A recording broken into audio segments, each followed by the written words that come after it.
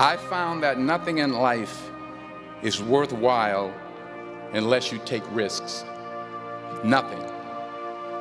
Nelson Mandela said, "There is no passion to be found playing small and settling for a life that's less than the one you're capable of living." Now, I'm sure in your experiences in school and applying to college and picking your major and deciding what you want to do with life, I'm sure people have told you to make sure you have something to fall back on. Make sure you got something to fall back on, honey. But I never understood that concept, having something to fall back on. If I'm going to fall, I don't want to fall back on anything. I want to fall forward. I figure at least this way I'll see what I'm going to hit. Reggie Jackson struck out 2,600 times in his career, the most in the history of baseball. But you don't hear about the strikeouts. People remember the home runs. Fall forward. Thomas Edison conducted 1,000 failed experiments. Did you know that? I didn't know that. Because the 1,001st was the light bulb. Fall forward. Every failed experiment is one step closer to success. You've got to take risks, and I'm sure you've probably heard that before, but I want to talk to you about why that's so important. You will fail at some point in your life. Accept it. You will lose. You will embarrass yourself. You will suck at something. There's no doubt about it. And I know that's probably not a traditional message for a graduation ceremony, but hey, I'm telling you, embrace it, because it's inevitable. In the acting business, you fail all the time. Early on in my career, I auditioned for a part in a Broadway musical. Perfect role for me, I thought, except for the fact that I can't sing. I didn't get the job. But here's the thing. I didn't quit. I didn't fall back. I walked out of there to prepare for the next audition, and the next audition, and the next audition. I prayed. I prayed, and I prayed. But I continued to fail, and fail, and fail. But it didn't matter, because you know what? There's an old saying, you hang around the barbershop long enough, sooner or later you're going to get a haircut. So you will catch a break, and I did catch a break. Last year, I did a play called Fences on Broadway. But here's the kicker. It was at the Court Theater. It was at the same theater that I failed that first audition 30 years prior. The point is, every graduate here today has the training and the talent to succeed. But do you have the guts to fail? If you don't fail, you're not even trying. I'll say it again. If you don't fail, you're not even trying. To get something you never had, you have to do something you never did. He says, imagine you're on your deathbed, and standing around your deathbed are the ghosts representing your unfulfilled potential. The ghost of the ideas you never acted on.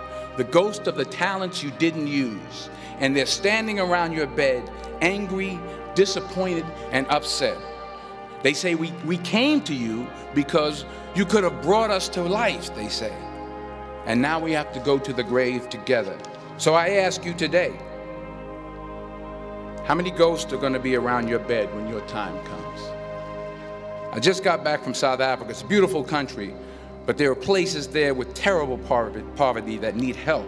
And Africa is just the tip of the iceberg. The Middle East needs your help. Japan needs your help. Alabama needs your help. Tennessee needs your help. Louisiana needs your help. Philadelphia needs your help. The world needs a lot, and we need it from you. We really do. We need it from you young people. I mean, I'm not speaking for the rest of us up here, but I know I'm getting a little grayer. We need it from you, the young people, because remember this. So you got to get out there.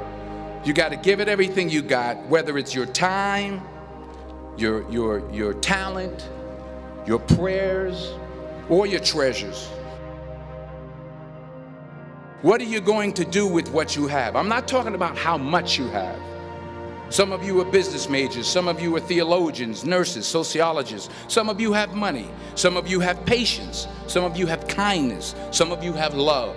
Some of you have the gift of long suffering. Whatever it is, whatever your gift is, what are you going to do with what you have? All right, now here's my last point about failure. Sometimes it's the best way to figure out where you're going. Your life will never be a straight path. I began at Fordham University as a pre-med student. I took a course called cardiac morphogenesis. I couldn't read it, I couldn't say it, I sure couldn't pass it. So then I decided to go into pre-law, then journalism. And with no academic focus, my grades took off in their own direction. I was a 1.8 GPA, and the university very politely suggested that it might be better to take some time off. I was 20 years old, I was at my lowest point. And then one day, and I remember the exact day, March 27th, 1975, I was helping my mother in her beauty shop. My mother owned a beauty shop up in Mount Vernon. And there was this older woman who was considered one of the elders in the town. And I didn't know her personally, but I was looking in the mirror, and every time I looked at the mirror, I could see her behind me, and she was staring at me. She just kept looking at me. Every time I looked at her, she kept giving me these strange looks. So she finally took the dryer off her head and she said something I'll never forget. She said, "Young boy, I have a prophecy, a spiritual prophecy." She said, "You are going to travel the world and speak to millions of people." And in the years that followed, just as that woman prophesied, I have traveled the world and I have spoken to millions of people through my movies. Millions who up till this day couldn't see me, who up till this day I couldn't see while I was talking to them, and they couldn't see me. They could only see the movie. They couldn't see the real me. But I see you today, and I'm encouraged by what I see. And I'm strengthened by what I see. Because taking risk is not just about going for a job. It's also about knowing what you know and what you don't know. It's about being open to people and to ideas. Because the chances you take, the people you meet, the people you love, the faith that you have, that's what's going to define you. Never be discouraged. Never hold back. Give everything you got. And when you fall throughout life, and remember this, fall forward.